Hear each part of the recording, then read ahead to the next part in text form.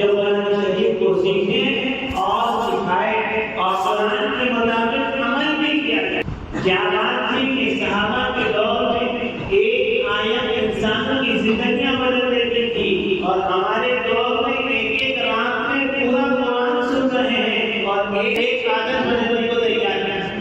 پتھر دل آدمی جس نے بھی سوچ کے رکھا تھا کہ ہم پہاڑوں سے چھلانگ لگا دیں گے، ہم سمندروں میں چھلانگ لگا دیں گے، ہم آگ کے شعلوں میں کود جائیں گے، کہ لیکن نبی جی کا کلمہ نہیں پڑھیں گے۔ جب ایسے پتھر دل لوگوں کے کانوں میں قرآن کی آیت پڑھی، وہ پتھر دل بدل گئے، ان کی زندگیاں بدل گئی، اور ایسے بن گئے کہ جو تلوار لے کر یہ کہہ رہے تھے کہ آج اگر محمد صلی اللہ علیہ وسلم نعوذ باللہ مل گئے تو ان کی گردن اڑا دوں گا۔ حضرت عمر کہتے ہیں کہ میں تلوار لے کر نکلا کہ آج میں ان کی گردن اڑا دوں گا، لیکن جب بہن کے گھر پر پہنچے اور کسی نے بتایا وہاں کہاں جا رہا ہوں، پہلے اپنے بہن کی خبر کرو۔ وہاں قرآن کی تلاوت ہو رہی ہے، حضرت عباس رضی اللہ عنہ پڑھا رہے ہیں اور سورہ طٰہٰ پڑھی جا رہی ہے، اور چند آیتیں ان کے کان میں پڑھی تو جو قتل کرنے کے ارادے سے نکلے تھے وہ ایسے نبی کے دیوانے ہو گئے کہ جب ان کے سامنے یہ کہا گیا کہ نبی کا وصال ہو گیا تو پھر تلوار ہاتھ میں لے لی کہ اگر کوئی یہ کہے گا کہ نبی کا وصال ہو گیا تو اس کی گردن اڑا۔ اور ایسے مقام پر اللہ نے فائز کیا کہ نبی جی کہتے ہیں کہ جب میں معراج کے سفر پر گیا اور میں نے وہاں پر ایک موتی کا محل دیکھا تو میں نے پوچھا کہ کس کا محل ہے، تو بتانے والے نے بتایا کہ ایک قریشی نوجوان کا ہے، تو میرے ذہن میں یہ آیا کہ یہ میرا ہوگا، تو یہ بتایا گیا کہ نہیں یہ آپ کا نہیں، یہ حضرت عمر کا ہے۔ اتنے مقام پر پہنچے کہ ان کا محل نبی جی کو اللہ نے دکھا دیا۔ تو یہ قرآن سے ہماری وابستگی ہو، یہ قرآن کو سیکھنے کا اہتمام ہو۔ قرآن پڑھنا آتا ہے تو ہر حافظ آدمی کے ذمے ضروری ہے کہ روزانہ 3 پارے پڑھیں، اور جو نازلہ پڑھنے والے ہیں وہ 1 پارہ پڑھیں۔ روزانہ 1 پارہ نہیں پڑھ سکتے آدھا پڑھیں، آدھا نہیں پڑھ سکتے پاؤ پارہ پڑھیں۔ اگر پاؤ پارہ بھی پڑھیں گے تو 4 مہینے میں 1 قرآن ختم ہوگا، سال میں 3 قرآن ختم ہوں گے۔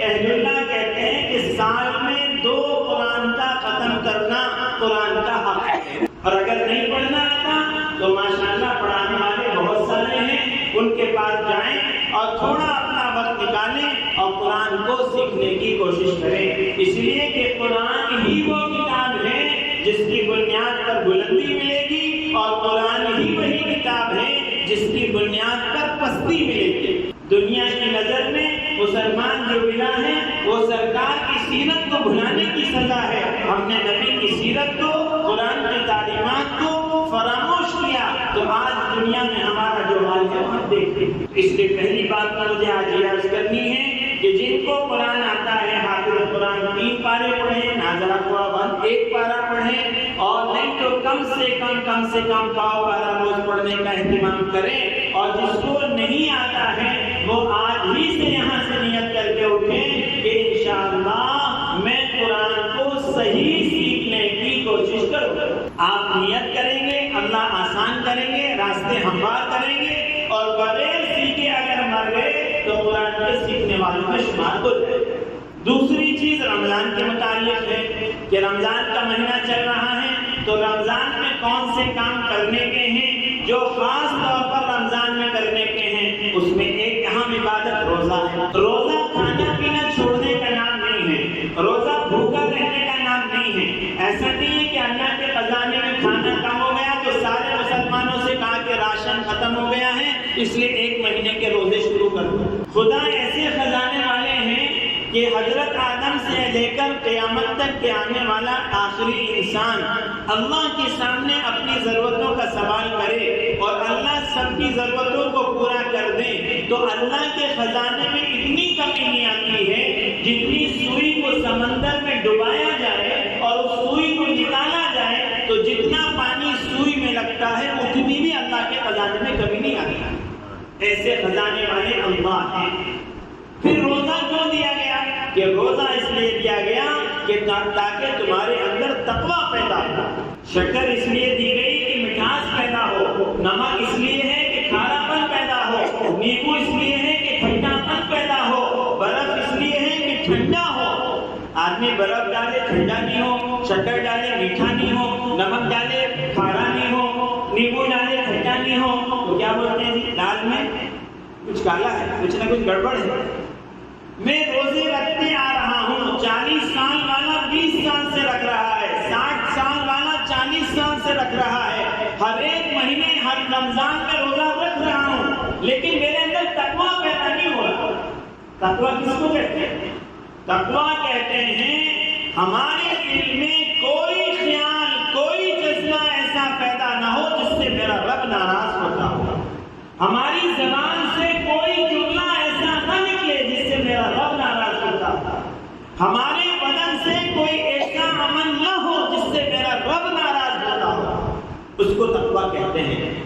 کیا وہ تقویٰ میرے اندر پیدا ہو رہا ہے؟ رمضان کے 10 روزے ہو گئے، آج 9واں روزہ تھا، 9 روزے ہو گئے، کیا وہ تقویٰ میرے اندر پیدا ہو رہا ہے؟ نہیں ہو رہا۔ کیوں نہیں ہو رہا؟ کہ روزے کو ہم نے روزہ بنایا ہی نہیں ہے۔ کھانا کھانا حلال تھا، چھوڑ دیا، پانی پینا حلال تھا، چھوڑ دیا، جھوٹ بولنا پہلے سے حرام تھا، غیبت کرنا پہلے سے حرام تھا، لوگوں کے عیب نکالنا پہلے سے حرام تھا، گالی بکنا پہلے سے حرام تھا، گانا سننا پہلے سے حرام تھا، لوگوں کا مذاق اڑانا پہلے سے حرام تھا۔ تو اللہ کے کہنے پر حلال تو چھوڑ دیا، حرام نہیں چھوڑا، تو یہ روزہ نہ ہو، تو روزہ نہیں ہوا۔ اس لیے کہتے ہیں کہ روزہ ڈھال ہے، جب تک آدمی اس کو پھاڑ نہ ڈالے۔ اور پھٹنا کسے روزہ؟ کہ جھوٹ سے، غیبت سے، گالی گلوچ سے، فحش باتوں سے، لڑائی جھگڑوں سے، تمسخر کرنے سے، اس سے روزہ ضائع ہو جاتا ہے۔ جو روزے کا مقصد ہے وہ حاصل نہیں ہوتا۔ رمضان اس لیے نہیں ہے کہ آپ کے دسترخوان کے آئٹم بڑھ جائیں، آپ کے دسترخوان سجا لیے جائیں، پالک کے بھی بھجیے ہونا کہتے ہیں، مرچی بھجیا بھی ہونا کہتے ہیں، پکوڑے بھی ہونا کہتے ہیں، انار بھی ہونا، انناس بھی ہونا، سیب بھی ہونا، اور تربوز اس کے بغیر تو ہوتا نہیں، اور لسی وہ تو سب سے زیادہ ضروری ہے۔ ساری چیزیں ہونا کوئی حرج نہیں ہے، جائز ہے، اللہ نے دیا ہے تو خوب کھاؤ اور لوگوں کو کھلاؤ، کوئی منع نہیں ہے۔ لیکن روزے میں نماز ہونا، استغفار ہونا، تسبیحات ہونا، درود شریف ہونا، قرآن کی تلاوت ہونا، دعا ہونا، نفلوں کا اہتمام ہونا، ماں باپ کی خدمت ہونا، پڑوسی کے کام آنا، لوگوں تک دین کی دعوت کا پہنچنا، یہ ضروری ہے۔ جیسے دسترخوان کو سجانا ہے، ایسے زندگی کو امان سے سجانا۔ رمضان آ رہے ہیں، رمضان آ رہے ہیں، رمضان آ رہے ہیں، کیا کریں کہ پورے گھر کی صفائی، مسجد کی صفائی۔ مؤذن صاحب تو 1 مہینے میں اتنا کام کرنا پڑتا ہے، 11 مہینے میں نہیں کرنا پڑتا۔ پورے لاٹ صاحب آتے ہیں جو کبھی مسجد میں نہیں آتے، اب آتے ہیں وہ، اور پھر ان کے آڈر چلتے ہیں، اور فل صفائی ہو رہی ہے مسجد کی، کیونکہ رمضان آ رہے ہیں۔ اللہ کے بندوں، مسجد کی صفائی بھی کرو، گھر کی صفائی بھی کرو، مگر اس سے پہلے دل کی صفائی کرو۔ اس دل میں کسی کو نقصان کے پہنچانے کے جذبے نہ ہو، اس دل میں حسد نہ ہو، اس دل میں کینہ نہ ہو، اس دل میں کھوٹ نہ ہو، اس دل میں شرک نہ ہو۔ یہ دل کو صفائی کرو، کیوں کہ رمضان آ رہا ہے، پانی کا دن ہے، پانی کا دن ہے، سارے برتن صاف کر کے رکھتے ہیں، کیوں؟ پانی آنے والا ہے، اور برتن میں چھید ہو تو پورا ٹینکر لا کے بھی آپ کے گھر میں الٹ دیں تو پانی بھرنے والا نہیں ہے، نیچے سے نکلتا جائے گا۔ وہی حال ہمارا اور تمہارا ہے کہ ہم روزے میں وہ سارے کام تو جو چھوڑ دیتے ہیں جو جائز ہیں، اور ناجائز کاموں کو چھوڑنے کے لیے تیار نہیں، اس لیے دل کی صفائی کرنا۔ حدیث میں آتا ہے کہ رمضان کا مبارک مہینہ رحمتوں والا، برکتوں والا، جس میں جہنم کے دروازے بند ہیں، جنت کے دروازے کھلے ہوئے ہیں، فرشتے آمین کہہ رہے ہیں، دریاؤں کی مچھلیاں اس کے لیے دعا استغفار کر رہی ہیں، شیطان قید کر دیے گئے ہیں، اور ایک عجب ماحول ہے۔ اس میں بھی 4 لوگوں کی مغفرت نہیں ہوتی۔ 4 قسم کے لوگ ایسے ہیں کہ جن کی رمضان میں بھی مغفرت نہیں ہوتی۔ کیا کرنا؟ توبہ کر لینا۔ نادانی سے پہلے تو خطا کرتے ہیں، ہٹ کر اور بھی برا کرتے ہیں، جب تم سے کوئی گناہ ہو جائے توبہ کر لو، میرے کپڑے کو دھو لیا کر۔ اس دل پر خدا کی رحمت ہوتی ہے جس دل کی یہ حالت ہوتی ہے، ایک بار خطا ہوتی ہے 100 بار ندامت ہوتی ہے۔ توبہ کرنا۔ کل بنی آدم خطاء وخیر الخطائین التوابون المستغفرون۔ پورے بنی آدم گناہگار ہیں، بہترین گناہگار وہ ہے جو اللہ سے توبہ کرتا ہے۔ تو اگر ہم ان میں سے کسی بھی ایک کام میں ملوث ہیں تو کیا کریں؟ توبہ کریں۔ اس میں پہلا کام کیا ہے؟ شراب کا عادی، ام الخبائث، تمام گناہوں کی جڑ شراب ہے، تمام خرابیوں کی جڑ شراب ہے، تمام خبائث کی جڑ شراب ہے، تمام لڑائیوں کی جڑ شراب ہے. زندگی خراب، خاندان خراب، جسم خراب، صحت خراب، سب خراب. عادت لگ گئی ہے. صحابہ سے زیادہ شراب پینے والا کون ہوگا اسلام میں آنے سے پہلے؟ ایسی شراب تھی کہ ایک ایک گھر میں ایسی ان کے پاس قیمت ہی شراب سے تھی کہ جس کے پاس جتنی پرانی شراب وہ اتنا زیادہ معذب، وہ اتنا زیادہ اونچا اور وہ اتنا زیادہ عزت والا. لیکن جب اللہ کا حکم آیا ہے تو مدینے کی گلی میں شراب ایسے بہی ہے جیسے بارش کا پانی بہتا ہے. دوسری چیز میرے نوجوانوں، والدین کی نافرمانی بہت خطرناک گناہ ہے. اللہ سب کی حفاظت فرمائے. ہم اس کو بالکل معمولی سمجھتے ہیں. والدین اگر ناراض ہیں، اللہ ناراض ہے. والدین کی رضا میں اللہ کی رضا ہے. باپ جنت کا دروازہ ہے، ماں کے پیروں کے نیچے جنت ہے. یہ وہ ماں باپ ہیں جنہوں نے ہمیں پالا ہے، ہمیں چلنا سکھایا، ہمیں کھانا سکھایا، خود جاگے ہمیں سلایا، خود گیلے میں سو گئے ہمیں سوکھے میں سلایا. ہمیں چلنا نہیں آتا تھا، چلنا سکھایا. ہمیں بولنا نہیں آتا تھا، بولنا سکھایا. ہمیں کھانا نہیں آتا تھا، کھانا سکھایا. وہ ماں باپ جب بوڑھے ہو جاتے ہیں تو آج وہ اولاد اپنے ماں باپ کی نافرمان ہو جاتی ہے. جس نے پالا پوسا بڑا کیا سب کیا، اسی کو آنکھ دکھاتی ہے، اسی کو زبان چلاتی ہے، اسی پر غصہ کرتی ہے، اسی کی نافرمانی کرتی ہے، اسی کی خدمت کو تیار نہیں ہوتی ہے. تو میرے بھائیوں فرمایا یہ گناہ بھی ایسا خطرناک گناہ ہے کہ اللہ پاک معافی نہیں فرمائے. جن کے ماں باپ چلے گئے اللہ سے دعا کرو اللہ ان کی مغفرت فرما دے، درجات کو بلند فرما دے، قبر کو نور سے منور فرما دے. اور جن کے ماں باپ زندہ ہیں، پیارے بھائیوں، پیارے نوجوانوں، قدر کر لو، قدر کر لو، قدر کر لو. آج ہیں کل نہیں رہیں گے اور سارے گناہوں کا وبال بعد میں ملے گا، لیکن ماں باپ کو ستانے کا وبال دنیا میں ملے گا. کان کھول کر سن لو، جو تم اپنے ماں باپ کے ساتھ کر رہے ہو تمہاری اولاد تمہارے ساتھ وہی کرے گی. ایسا نہیں ہو سکتا کہ آدمی جو ہے نیبو بوئے اور اس میں سنترے نکل جائیں. ایسا نہیں ہوتا کہ چاول لگائیں اور گیہوں نکل جائیں. ایسا نہیں ہوگا. جو اپنے ماں باپ کے ساتھ تم آج کر رہے ہو اس کو 10 ٹائمز ملٹیپلائی کر لو اور یاد رکھو کہ تمہاری اولاد تمہارے ساتھ وہ کرے.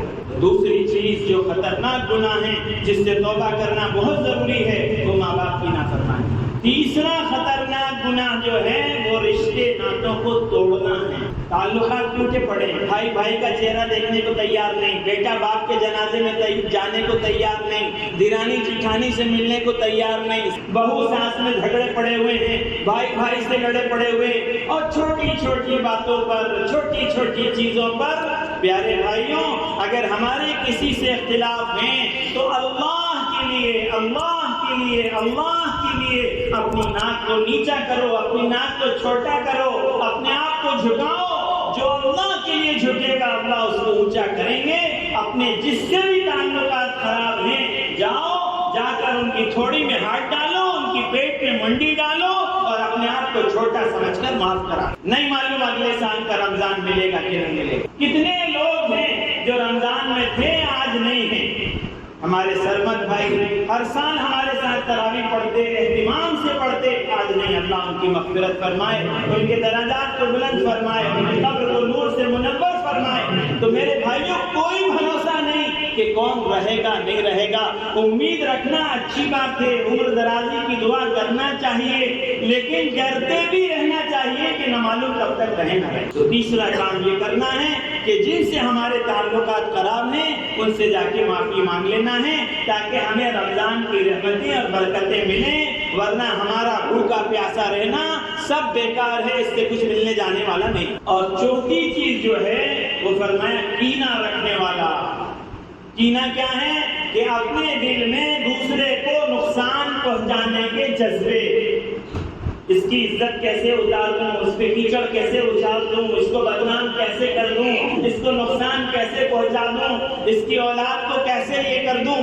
یہ جو جذبے اپنے اندر ہیں یہ بھی بہت خطرناک گناہ ہیں. اس گناہ کی وجہ سے بھی رمضان کی رحمتیں، برکتیں اور مغفرتیں نہیں ہوئی. پہلی بات میں نے یاد کی کہ قرآن سے اپنا تعلق مضبوط کرنا. دوسری بات میں نے یہ عرض کی کہ روزے کو روزہ بنانا، اور روزہ بنے گا جب آپ کھانے پینے کے ساتھ گناہوں کو چھوڑنے کا اہتمام کریں گے۔ تیسری بات میں نے عرض کی کہ وہ 4 لوگ جن کی رمضان میں بھی مغفرت نہیں ہوتی، اگر ہم میں سے کسی کے اندر یہ چاروں یا 4 میں سے کوئی ایک گناہ ہے، اللہ سے توبہ کریں، انشاءاللہ اللہ بڑے غفور الرحیم ہیں، بڑے معاف کرنے والے ہیں، وہ معاف کر دیں۔ اس کے علاوہ رمضان میں جو دوسری چیز ہے اور کیا ہے، تو اس میں رمضان میں ایک ہے اعتکاف۔ اللہ کے نبی صلی اللہ علیہ وسلم ہر سال رمضان کے آخری عشرے میں اعتکاف فرماتے تھے، اور جس سال آپ کا وصال ہوا اس سال آپ نے 20 دن کا اعتکاف فرمایا۔ اعتکاف کس لیے ہے؟ اگر جس کے پاس وقت ہے، اللہ کی چوکھٹ پر آ جانا، اللہ کے در پر پڑ جانا، اللہ کے در میں آ جانا اور خوب رو رو کر اپنے لیے اور پوری امت کے لیے دعائیں مانگنا۔ اگر اللہ ہمت دے تو آخری عشرے کا پورا اعتکاف کریں، عورتیں اپنے گھروں میں اعتکاف کریں، اور اگر اتنا وقت آپ کے پاس نہیں ہے تو نفلی اعتکاف 1 دن کا بھی ہو سکتا ہے، 3 دن کا بھی ہو سکتا ہے، 2 گھنٹے کا بھی ہو سکتا ہے، جتنا آپ سے ہو سکتا ہے اتنے دن کا اعتکاف کرنے کا اہتمام کریں۔ اس کے علاوہ رمضان میں ایک اہم چیز جو ہے وہ شب قدر کی تلاش ہے۔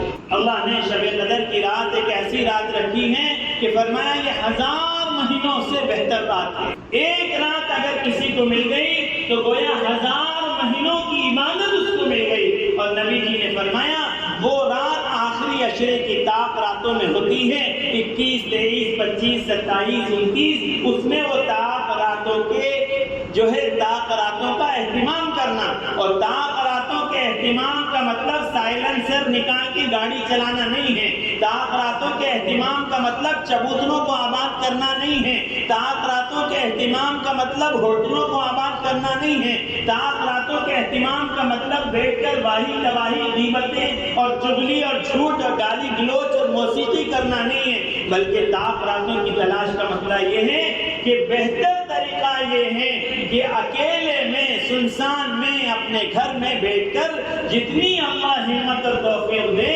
عبادت کریں، تلاوت کریں، نماز پڑھیں، صلاۃ التسبیح پڑھیں، صلاۃ التوبہ پڑھیں، تسبیحات پڑھیں، درود شریف پڑھیں، استغفار پڑھیں اور دعا کریں۔ تو یہ آخری رات میں شب قدر کو تلاش کرنا یہ ایک رمضان کی عبادت ہے۔ اس کے علاوہ بہت سارے لوگ رمضان میں زکوٰۃ بھی نکالتے ہیں، حالانکہ رمضان سے زکوٰۃ کا کوئی تعلق نہیں ہے۔ زکوٰۃ کا تعلق آپ کے مالدار ہونے سے ہے۔ اگر آپ جس مہینے میں مالدار ہو جاتے ہیں اور سال گزر جاتا ہے تو آپ کو زکوٰۃ نکالنا ضروری ہے، لیکن چونکہ رمضان میں اعمال کا بھاؤ بڑھ جاتا ہے اس لیے لوگ زکوٰۃ کا اہتمام کرتے ہیں۔ زکوٰۃ اسلام کا ایک اہم رکن ہے، زکوٰۃ ہر حال میں نکالنا ہے۔ زکوٰۃ کے مسائل علماء بتائیں گے، میں نہیں بتاؤں گا، لیکن موٹی موٹی بات بتا دوں کہ زکوٰۃ کن لوگوں پر واجب ہے، کن لوگوں کو زکوٰۃ دینا ہے۔ جن کے پاس 7.5 تولہ سونا یا 52.5 تولہ چاندی یا ان کے برابر مقدار کی رقم یا ان میں سے تھوڑا تھوڑا ملا لیں، اور ملائیں تو وہ مقدار پوری ہو جائے اور اس پر سال گزر جائے تو زکوٰۃ فرض ہے۔ سونا، چاندی، رقم اور سامان تجارت، جو آپ نے تجارت کرنے کے لیے سامان رکھا ہے، وہ چاہے ان کے کپڑے ہوں، وہ چاہے جو ہے کچھ اور چیزیں ہوں، جو بھی سامان تجارت کے لیے ہیں اس پر زکوٰۃ واجب ہے۔ اب آج کے حالات کے اعتبار سے تھوڑا سا موڈیفیکیشن ہے۔ موڈیفیکیشن کیا ہے؟ پہلے کا جو تولہ ہوتا تھا وہ 11 گرام کا ہوتا تھا، 11 پوائنٹ سمتھنگ کچھ ہوتا تھا۔ آج کا تولہ جو ہے وہ 10 گرام کا ہوتا ہے۔ تو اس حساب سے علماء اکرام کا کہنا یہ ہے کہ جس کے پاس بھی 87.48 تقریباً 8.5 تولہ سونا اور 612.36 چاندی ہے تو اس کے اوپر زکوٰۃ ہے۔ آج کے حساب سے، آج کے ریٹ کے حساب سے اگر ہم حساب لگائیں تو 1,80,000 روپے بنتے ہیں۔ اگر کسی کے پاس 1,80,000 میں تھوڑا سونا، تھوڑا چاندی، تھوڑا پیسہ، تھوڑا سامان تجارت، سب کو جوڑ لو اور جوڑ کے اگر ان کی قیمت 1,80,000 ہو رہی ہے تو اس میں سے پہلے قرضہ نکال لو. مثال کے طور پہ آپ کے پاس 1,80,000 کا سامان ہے لیکن آپ کے اوپر 1 لاکھ کا قرضہ بھی ہے تو وہ 1 لاکھ کا مائنس کر دیتے. اس کے حساب سے 2.5% زکات ہے. اس کے لیے آسان طریقہ یہ ہے کہ آپ علماء سے رجوع ہوں, علماء سے پوچھیں. جیسے ہمارا فیملی ڈاکٹر ہوتا ہے ایسے فیملی علماء بھی ہونا چاہیے, بنائیں تاکہ اس سے مسائل معلوم کر سکیں اور زکات کے ادا کرنے کا اہتمام کریں. ورنہ اللہ کے نبی صلی اللہ علیہ وسلم نے فرمایا کہ یہی سونا چاندی جہنم کے انگاروں پر گرم کر کے تمہارے اوپر داغا جائے گا اگر زکات ادا نہیں کی گئی. زکات ادا کرنا ہماری ذمہ داری ہے. غریبوں کو ڈھونڈنا, غریب ہمارے دروازے پر نہیں آنا, ہم ان کو ڈھونڈنا. جو اصل غریب ہیں وہ مانگتے نہیں ہیں بیچارے, کوئی نہیں کھولتے. یہ تو پروفیشنل ہیں جو فقیر پھر رہے ہیں. اگر آپ ان کا جائزہ لیں گے تو ان کے کئی بنگلے دکھیں گے, آپ کو مکان دکھیں گے, گاڑیاں دکھیں گی, پتہ نہیں کیا کیا ہے. تو یہ پروفیشنل فقیروں کی بات نہیں کر رہا. جو اصل غریب ہیں ان کو ڈھونڈنا, تلاش کرنا اور زکات ادا کرنا. سب سے فرسٹ پریارٹی اپنے رشتہ دار میں. اگر آپ کے رشتہ داروں میں کوئی غریب ہے تو سب سے پہلے زکات اس کو دی جائے گی اور اس پر اللہ ڈبل اجر دیں گے. زکات کا بھی دیں گے اور صلہ رحمی کا بھی دیں گے, رشتے نبھانے کا بھی دیں گے. تو زکات کا ادا کرنا. اب بعض لوگوں کا سوال ہے, کہیں کسی نے کوئی مسئلہ پوچھا, صاحب میرے پاس, میری بیوی کے پاس 10 تولہ سونا ہے لیکن میرے پاس تو پیسہ نہیں, میں تو فقیر کنگال ہوں اور بیوی جو ہے دینے کو تیار نہیں. ایک بات بتا رہا ہوں, کیونکہ بیوی ہمارے نان نقبے میں ہے تو اعلیٰ درجے کی بات یہ ہے, اخلاق کا تقاضا یہ ہے, احسان کا تقاضا یہ ہے کہ شوہر ادا کر دے. لیکن شوہر غریب ہے, نہیں کر سکتا, اس کے پاس پیسے نہیں ہیں. تو جیسے نماز عورت پر فرض ہے, روزہ عورت پر فرض ہے, ایسے زکات بھی عورت ہی پر فرض ہے. تو وہ عورت کو چاہیے کہ اگر شوہر کی استعداد نہیں ہے تو اپنے سونے میں سے تھوڑا سونا نکالے, اس کو بیچے اور زکات ادا کرے. اس کے بغیر کوئی چارہ کار نہیں. آخری بات صدقہ فطر کی. اللہ پاک نے غریبوں کا بڑا خیال رکھا ہے اور رمضان کا مہینہ بھی دیا گیا غمخواری کرنے کے لیے کہ غریبوں کا خیال کیا جائے. 4 چیزیں خود کھائی جائیں تو ایک غریب کے پاس بھی پہنچائی جائے. تو صدقہ فطر کا بھی اسلام نے اہتمام کیا ہے تاکہ کسی غریب کا حال ایسا نہ ہو کہ اس کی آنکھوں میں عید کے دن آنسو ہو, اس کی بھی عید بن جائے, وہ بھی نہیں. زکات کے لیے تو سال کا گزرنا ضروری ہے, صدقہ فطر کے لیے سال کا گزرنا ضروری نہیں ہے. اور صدقہ فطر اپنی نابالغ اولاد کی طرف سے بھی دینا ہے. اگر کوئی بچہ چاند رات کے دن پیدا ہوا ہے تو اس کی طرف سے بھی دینا ہے. اتنا ہے صدقہ فطر. آپ کی استعداد کے اعتبار سے اللہ نے آپ کو خوب دے رکھا ہے. آپ اپنے کتے بلیوں کو ہزاروں کا کھلا رہے ہیں, آپ اپنے ڈرائیوروں کو بانٹ رہے ہیں, تو پھر یہ صدقہ فطر کے لیے ایک ہے گیہوں سے دینا, ایک ہے جو سے دینا, ایک ہے کشمش سے دینا, ایک ہے کھجور سے دینا. اگر آپ کے پاس استعداد نہیں ہے تو آدھا سا, 2.25 کلو, 1-2 کلو کا حساب پکڑ لیں. 2 کلو گیہوں کی جو رقم ہوتی ہے وہ ادا کر دیجیے. اگر آپ کو اللہ نے اور مال دیا ہے تو جو سے ادا کیجیے, 3.5 کلو جو. اور اگر اللہ نے آپ کو مال دیا ہے تو کھجور سے ادا کیجیے, 3.5 کلو کھجور. اللہ نے اور آپ کو استعداد دی ہے تو کشمش کے حساب سے ادا کیجیے, 3.5 کلو کشمش. گیہوں 2 کلو, جو کھجور اور کشمش 3.5 کلو.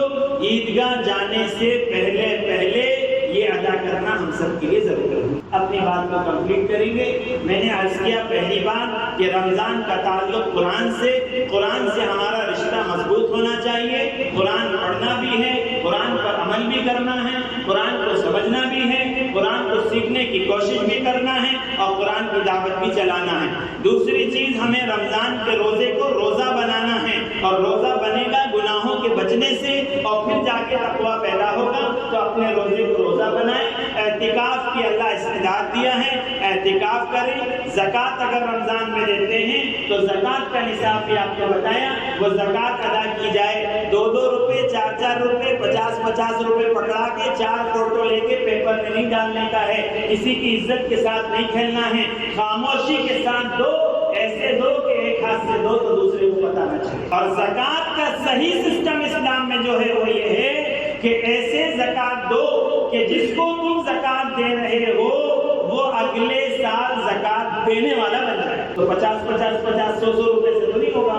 اگر آپ مالدار ہیں اور 1 لاکھ کی آپ کی زکوٰۃ بنتی ہے تو کسی بیوہ کو سلائی مشین دلا دو، وہ کپڑے سینا شروع کرے گی اور اس کا کاروبار شروع ہو جائے گا. اگر آپ 1 لاکھ زکوٰۃ دلاتے ہو، کسی غریب کو بنڈی دلا دو، وہ اپنی بنڈی پہ سبزی بیچے گا، فروٹس بیچے گا اور اگلے سال زکوٰۃ دینے والا بن جائے گا. اگر آپ کی زکوٰۃ 1 لاکھ روپے نکلتی ہے، کسی غریب کو آٹو دلا دو، وہ آٹو چلائے گا اور اپنے گھر کو چلانے والا بن جائے گا. 100 روپے اس کو دے دیے، 50 اس کو دے دیے، 1000 اس کو دے دیے، 5000 اس کو دے دیے. یہ زکوٰۃ کا صحیح سسٹم نہیں ہے. زکوٰۃ کا صحیح سسٹم یہ ہے کہ مسلمانوں کی زکوٰۃ سے معاشرہ اتنا ڈیولپ ہو جائے کہ معاشرے میں کوئی زکوٰۃ لینے والا نہ بچے. اور میرے بھائیوں، ختم قرآن کا موقع ہے. ختم قرآن بھی ہے، رمضان بھی ہے، اور دعاؤں کو اللہ پاک خاص طور پر قبول فرماتے ہیں. اب انشاءاللہ ہم سب دعا کریں گے.